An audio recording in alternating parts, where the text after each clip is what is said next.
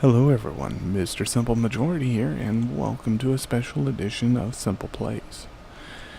If this world looks different, that's because it is. Let me explain what has happened. As I said in the beginning, I buffer my videos. In other words, I will record a set of videos and then we'll post them on every other day. And this gives me a backlog so I can work through them.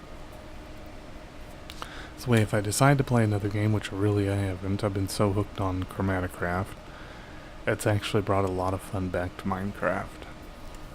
But if I decided to, I can go play something else. Or if I was tied up in real life, then it wouldn't affect anything. Well, so the pack I was playing with, I had Matter Overdrive. In about episode 15, the diesel generator just wasn't cutting it anymore, and I had an option of build another diesel generator, which I so wish I did, or build a matter override fusion reactor, which is what I did do. Now, first problem I had was blood magic. Blood magic gave me a crash called a ticking loop in a tile entity. Basically, the blood altar was going haywire, and I couldn't even get in the road. So I had to remove blood magic. Problem there is that blood magic is the only way that I know how to move a gravitational anomaly using the teleposers. And I just found one right behind the base. So it kinda sucked. So I decided to take another star, summoned a wither, killed it, got the nether star, throw it into the gravitational anomaly I discovered, collapse it, that's how you get rid of them, is throw another star, and there's so much matter in another star, it basically crushes the portal on top of it. And I said, okay, what I'm going to do is, we'll spawn in one, we built all the parts legitimately, and I set up the gravitational stabilizers.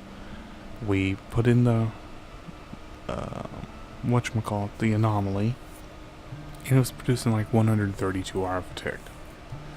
And as I explained, it was a slow grower, and I'd been running compression box, what are those things called anyways?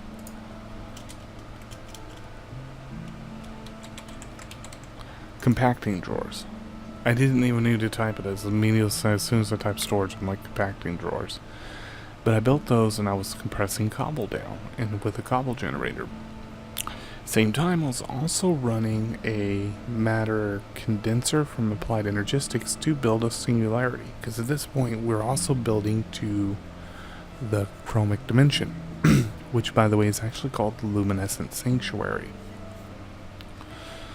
So I was pretty excited for that and looking forward to all that. So we built the reactor, got all the components together, and when I built it, I did the first dumb thing. I put it underneath the casting room. So down here on the AE level, I had this tunnel that went out all the way out to the casting room, and it looked really nice. I had stairs, I had torches, I had all this stuff in there. It looked really cool. I had machine halls in there to keep the area protected. I mean, everything was perfect, so I thought. So after that, I said, okay guys, well now we need to go down. What we need to do is get some parts from pylons. You will have to destroy pylons down the road, and you'll need those parts to do that, to build the portal beacon, and there's a few other things. So I decided I don't want to destroy any pylons within 2 kilometers of me, because you never know, might need them. So what I did was took off down to the village, and I built enhanced portals to get us down there. That way, it's going to be a quick way back and forth. That way I didn't have to waste a lot of time in flight. So I get all the way down there, I built the first one here in the base, got it operational, and then I flew down to the village. And that's when I found out that there was a problem with the the dimensional gates. I screwed up. I made one dialing device and I didn't know I needed two, so I had to take the long flight back. When I got back, I can't remember if something got my attention. I wanted to be downstairs for a minute, and I went down the tunnel to the reactor, see how it was doing. And I noticed that the conduits were missing. Like, wait a minute, what the heck? Now, let me back up for a second, because remember I told you I was compacting down cobble. I had 3 sextuple compressed cobblestones, which I threw into the gravitational anomaly. That boosted the power output from 132 RF to 6,306 RF. Now, in my previous games I've played with Matter Override, that amount of cobblestone actually got up to about 10 to 11,000 RF. At least just 3 of them. I mean, I threw in all the cobblestone that I had in the compacting drawers, and it never went above 6,306. Keep that in mind. So when I got there, conduits were all missing. I'm like, wait a minute, what's going on here? So I'm on camera at this point. I'm saying, let's take a look inside. So I went to creative mode, busted in, and all the gravitational stabilizers are gone. I'm like, wait a minute. What the heck is going on here? So I put them back in, and I checked the output, and it was still the same, 6,306 RF per take. I'm like, okay, weird. Put all the conduits back, got everything restarted, and I did that creative because the stabilizers are actually kind of material-wise are pricey, as I call it, expensive to build, quote unquote. And that's meaning that it takes a great deal of very rare resources or semi-rare resources to construct. So I got everything set up. We went back down to the village using the enhanced portal now that it was all working. And we'll cover those in this video series, I promise you. So I get down there,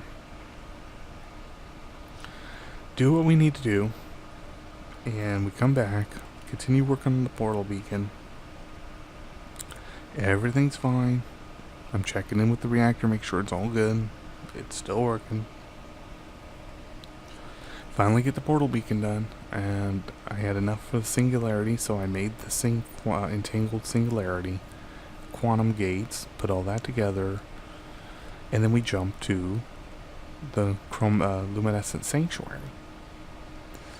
And I'm going to tell you right now, guys, it's amazing, and it's absolutely gorgeous. I cannot wait to show you it.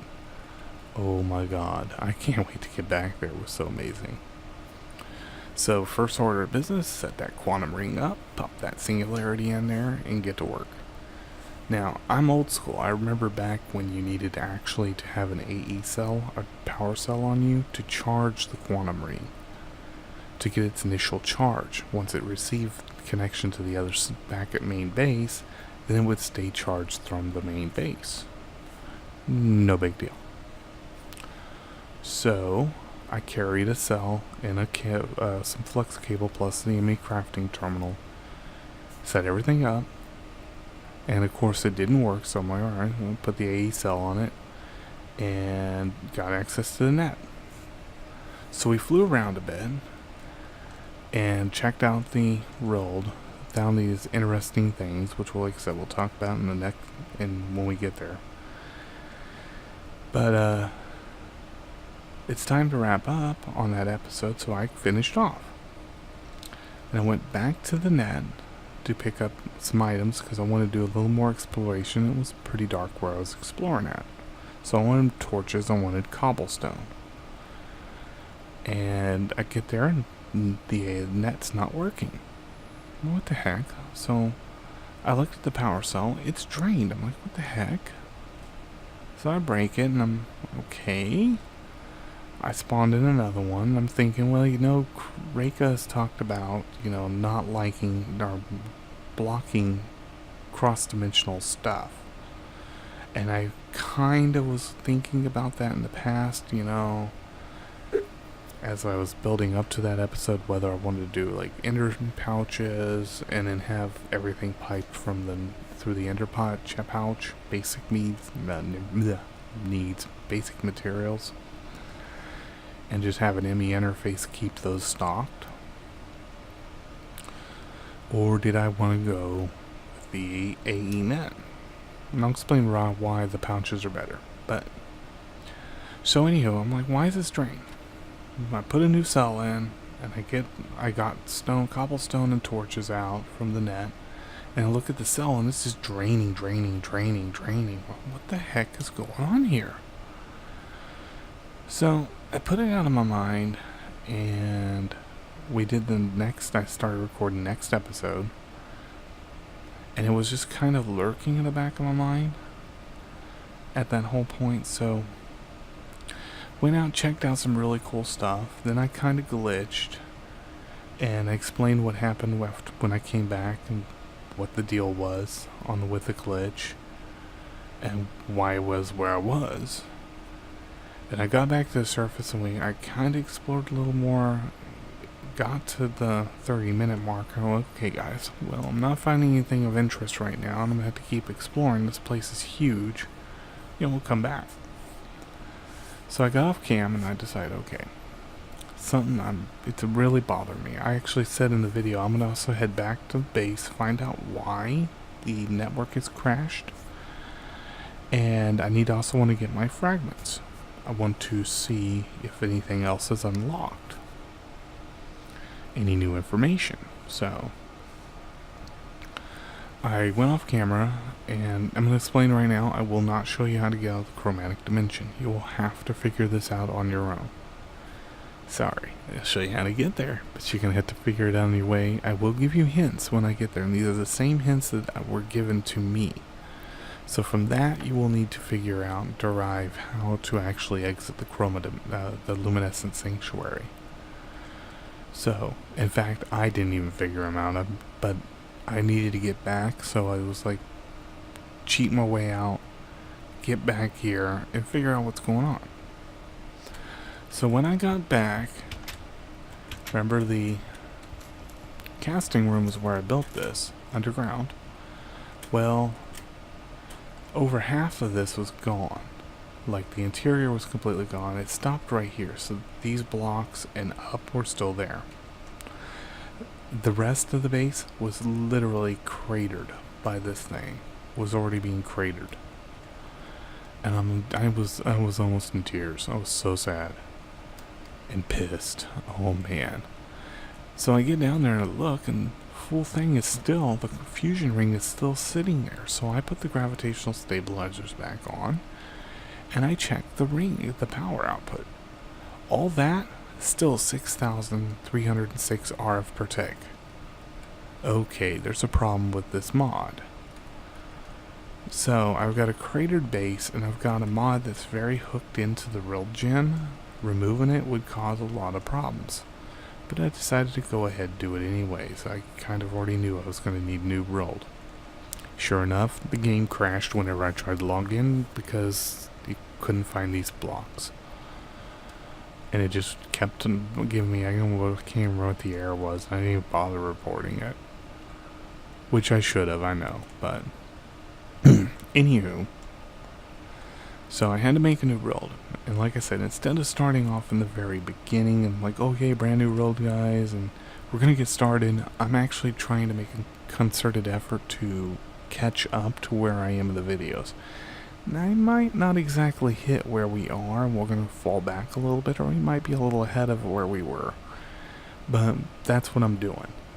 Now, that's been a combination of actual working, going down and mining. I've got a cavern over here I've been mining, and it's been real good to me. It's kind of like the first cavern I found in the other RILD. It's been really, really good to me, as I'll show you inside.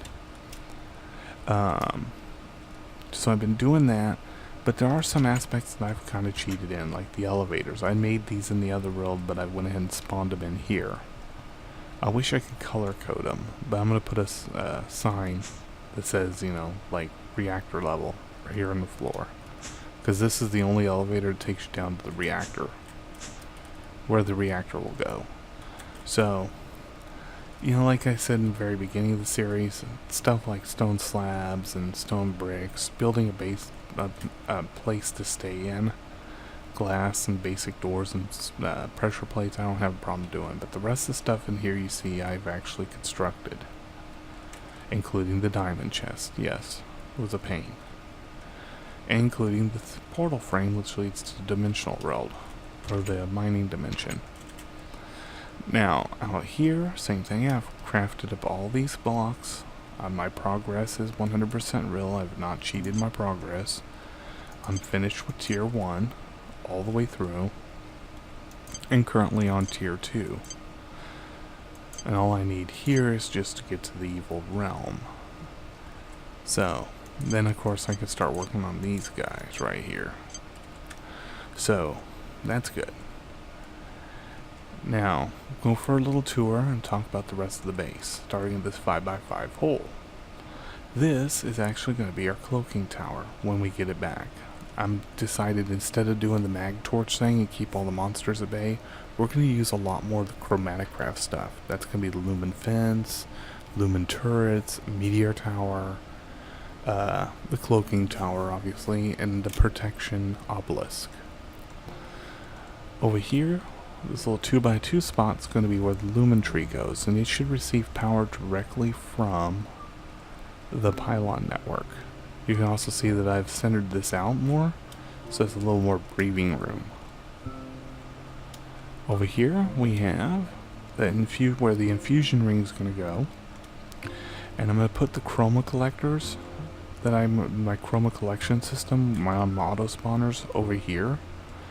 And I'm still trying to work out how that's going to look, but essentially I'm thinking 4 room chambers connected together, 5x5 chambers, and then, you know, the same setup, the pistons and all that. So that's what's going there. Now, and then we'll have an AE net with fluid net here so we can get chroma out to fill the infusion, the infusion ring, not altar. So, that's the idea there. This here's where the protection obelisk is going to go. This is its footprint. Then over here we have the footprint for the ritual altar, and it's far enough away from the network that it should not actually be getting any power to it directly. I haven't done a box count, but I believe it's more than 24 blocks away. We'll have eventually a ring of repeaters going around here to repeat the signal in and do the rituals. This, what looks like to be an artistic creeper drawing, is actually the footprint for the portal beacon itself. Right now it's going to make no sense to you, but in the future it will become very important and we will understand it. Follow around here, got a nice little space. I might put some aviaries back in here. Over here we have the blast furnace, the back door from the base to the blast furnace, which is already operational. Then we have the crystal farm here. And what I'm going to be doing is I'm going to make the crystal seeds once I get to the underworld, and I'm going to put 12 of each type on these different plots. So like this side here will be 12 Kuro seeds, and then 12 Karmir seeds, and then 12 Kijani, and 12 Ruskia, and so on all the way around. Now the crystal seeds are not massive like producers of crystals, they're actually rare. You're going to get a lot more crystal seeds than you are the actual crystals. So if I can automate the system, I'm going to put a trash can in to collect those seeds and get rid of them. Because I'm not going to expand any further in any direction with that.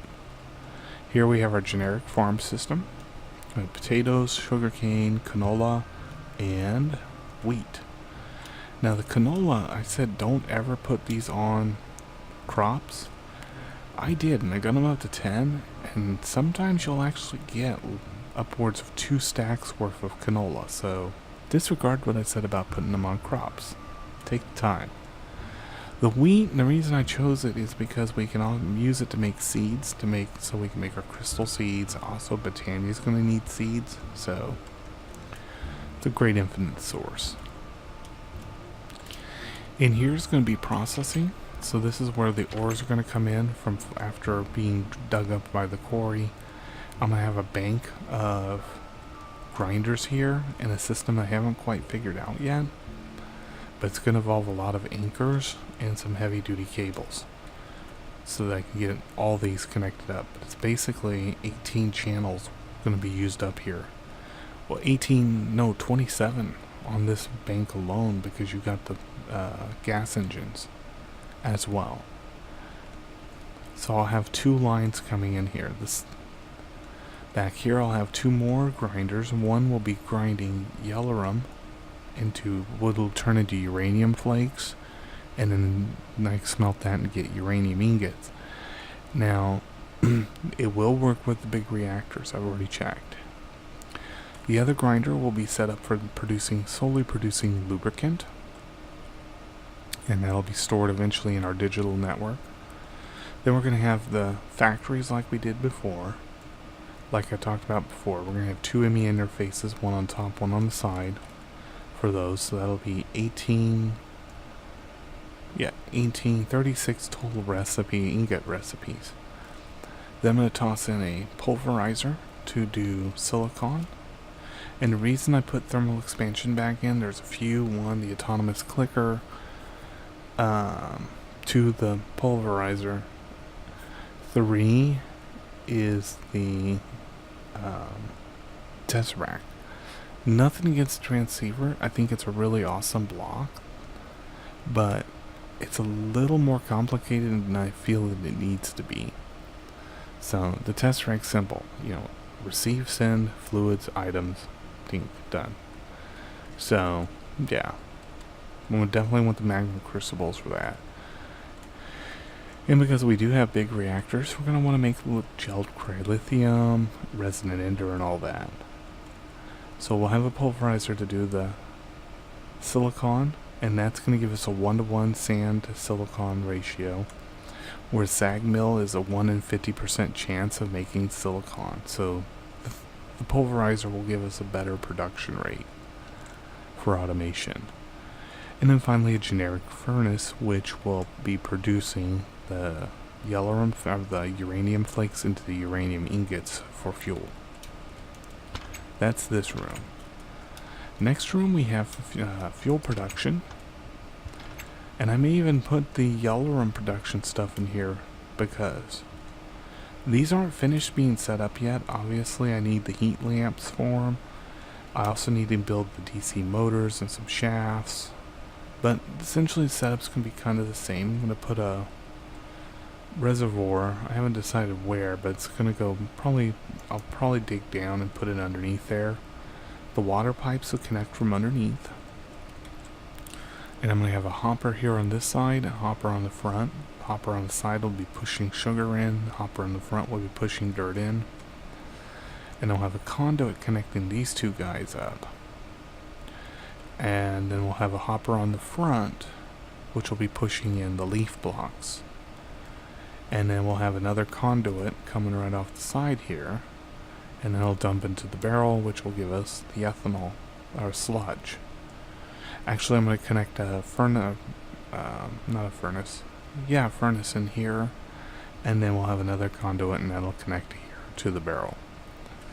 Now I'm going to also need a redstone conduit so that I can get power to this switched over. I think the heat lamps will be interrupted if there's a switch on top of it. I believe so. So, in addition to that, we'll eventually, once I clean that system up, we'll actually have the drying beds in here, the fractionation units, and anything other fuel related we're going to have in here. That's why I built this a big room. Alright, finally, we have our tree farms. Excuse me. Wonder if this ever started working. This is the generic tree farm. Nope, it hasn't. You can see it's still doing its whole buggy thing. I don't know why. I'm going to move this up off camera. I think that might be why. See, it's skipping. I think it needs to be here, actually. Let's try this. Right there. Okay, and then underneath.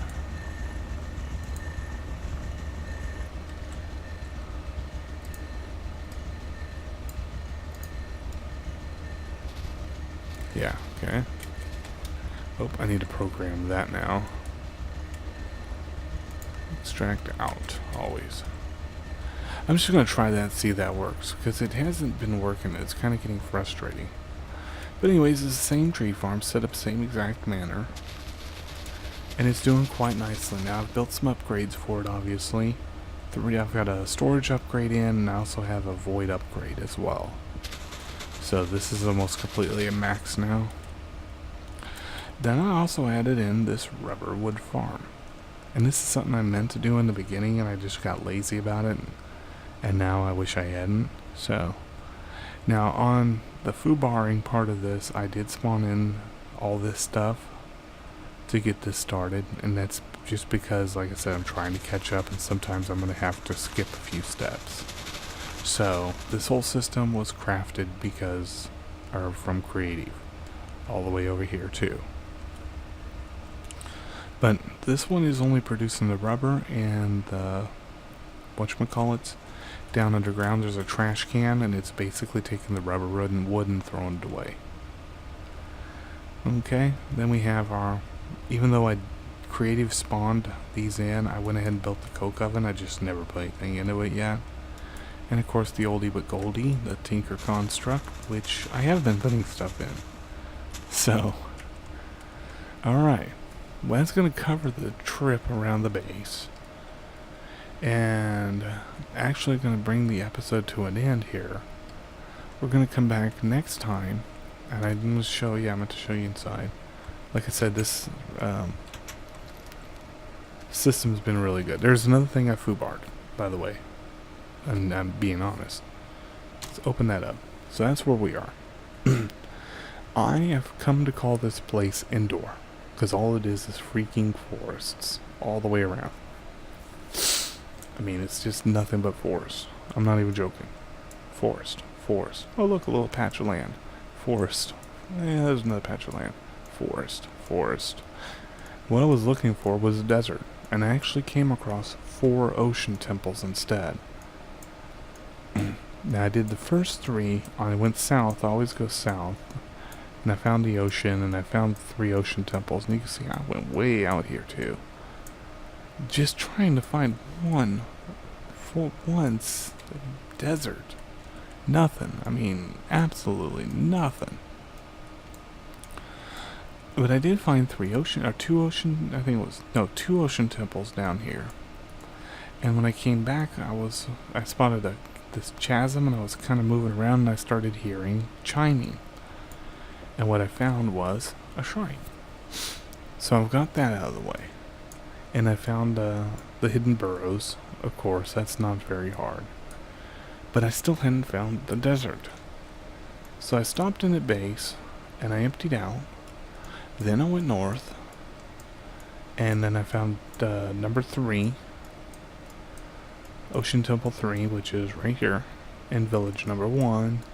I kept that sweep up, then I finally came back, dropped everything off that I picked up, and then I said, okay, I'm going to go northwest, and then west. So I went that way, and I found Ocean Temple 4. You can actually see it here on the map, because I've lit it up. It looks like a letter L. So I kept going west, then I kind of was like, oh, hey, there's a plains, maybe I'll find a village. Nope. Then I kind of went north, and I'm like, hey, look, it's an ice plains. Awesome. Good to know. And eventually I finally get to the desert. 7,000 meters away. 7,600 actually. And it's, notice the massive oil field plus the village. Village number 2. And this is going to be my new friend. We're going to have pumps all over the place. This is going to look like Texas, I swear to God. Oil pumps as far as the eye can see. This village also has the villager's version of a casting room times 2. So I was able to complete an less than honorable attempt. And then I went raiding. But here's the problem. I am now at this point so far away from base that any one of those dead sandy hollows, or sandy hollows, would max me out, and then I had to fly all the way back. So I'd open the rail to land, and I cheated. And I basically, when I got full, I teleported to base, emptied out, flew back, or teleported back to desert, and then continued my path. And I found another village here just now. And that's what I did. There's so much of this desert I haven't explored. So getting enhanced portals, I haven't been back since I did that. I did it like 4 times actually, 5 times. And I haven't been back since. No, 6 times. And I have not been back since. So the next time we go out to the desert, it's going to be with enhanced portals, so we can get out there and back quickly. And then of course I could tap into that ice plane nearby, or even build a portal out here to the ice plains.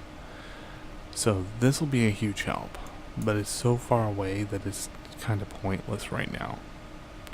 That's why the reactor is important to get on. So start up here. You can see I've got quite a bit of shards from that. And my mining cave has been really good to me. I've got 4 stacks worth of chromic dust. Almost a half a stack of binding crystals. There's nature fibers in there. And of course, ore dust is not so easy to find. That's my pylon compass. Got some air shards to make the thermometer. And this is a crate 1, which has the first set of fragments. Right now I don't have anything to select, so okay. This was initially full, by the way. So these are all the fragments I've already learned. 26 fragments I've already picked up. Oh, 67 actually, because there's other ones I was able to put in. Then we got that chest. Yeah, it's full. I know. Yeah. Now, that's the foobar part. I didn't spawn those in creative or anything. I literally found them by just using the teleport command in journey map to get back and forth. And as you can see now, that does not work because I do not have my build started on cheats. I have to open it to land and then turn the cheats on. So here's the ore chest, and as you can see, it's been, that cave has been really good to me. There's lots of little poke tunnels off. So I've got, what is this, 8 full stacks of yellowrum plus 5. Lots of other stuff. You know, 2 full stacks of iron, 2 full stacks of coal or copper, over a stack and a half of tins, lots of lead, gold. And down here, I haven't found any diamonds down there. That's all from the chests.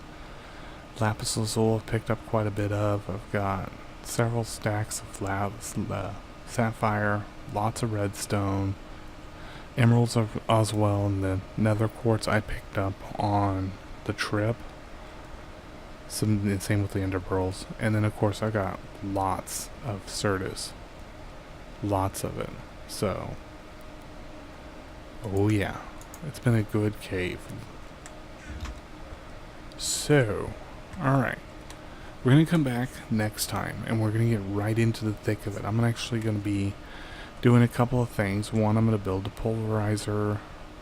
No, I'm sorry. I'm going to build a basic factory so I could start smelting up the uranium into ingots. I'm probably going to build 2. That way I could do the coal to graphite bars so we can get everything in place and ready to go. I'm going to go ahead and build a furnace so I can do glass. Get that cooking. And we'll come back next time, and like I said, we're going to have 2 achievements to get done. First, we're going to get the reactor online and producing power. We're going to find out how much power it's going to produce, because this is a different design that I've done before, so I'm sure it's going to produce a lot of power.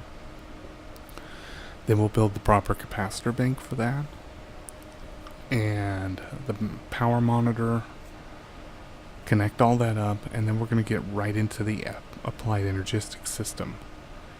and I'm going to need lots of skystone for that, and I'm also going to need to find the presses. So by the end of that episode, we should have our applied energistic system up, an automation, a semi-automated system for making processors. Oh, I do need to make the pulverizer so I can do the sand. So that's why I need to keep going back to it. Crystal growth chamber for growing the pure crystals.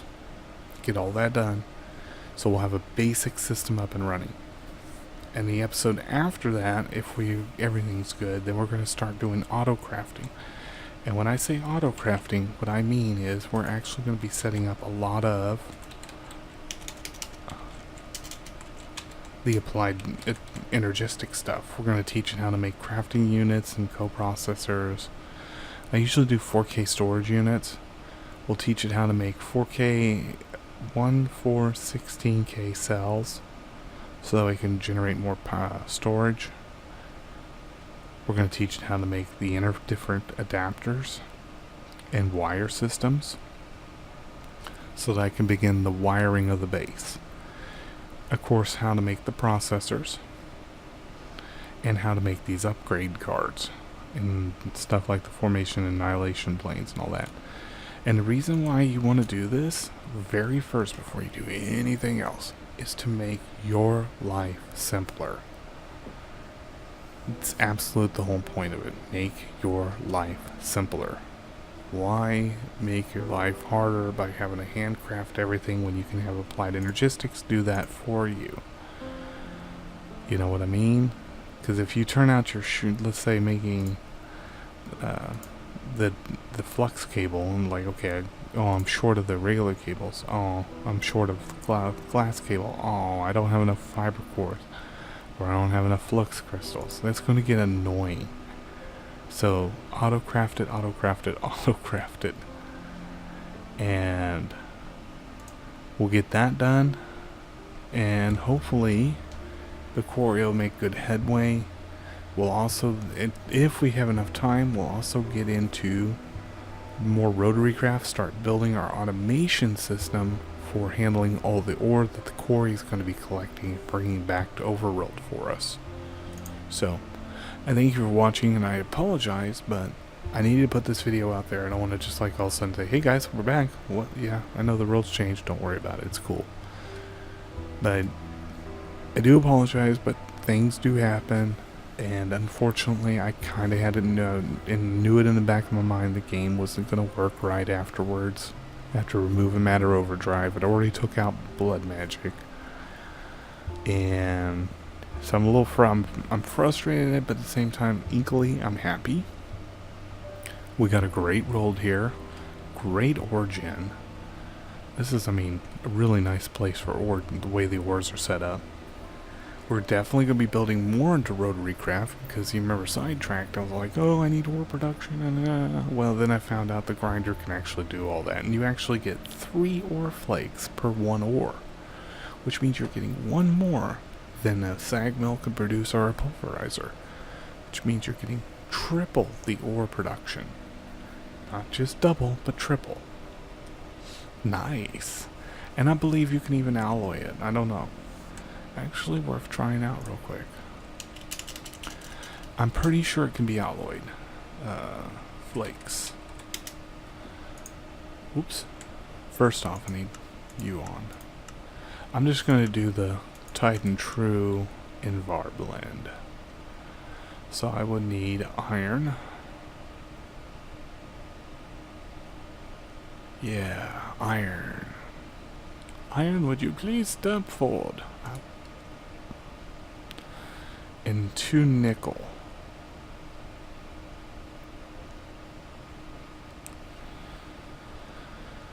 Oh, where's the nickel? Nickel. Right? Yeah. Okay, let's see if this works. I haven't tried. If not, then, yeah, I have to figure out something. And it doesn't work. Foobar. So that's why you would want a pulverizer around. You know, smelt all these up, and then you smelt them up, then you take them, pulverize them, then you make your Invar blend, and then you can do that. It was worth a shot. I mean, it would have been nice. There we go. But we're definitely going to be building more into rotary craft and eventually into reactor craft. And that's going to definitely help. Now, the Thaumonomicon, I want to point this out. I know I'm running late, way late on this. But the Thaumonomicon, my plan is... would you stop that? Thank you. Is I'm going to do a lot of the research off camera. That's really just kind of boring stuff.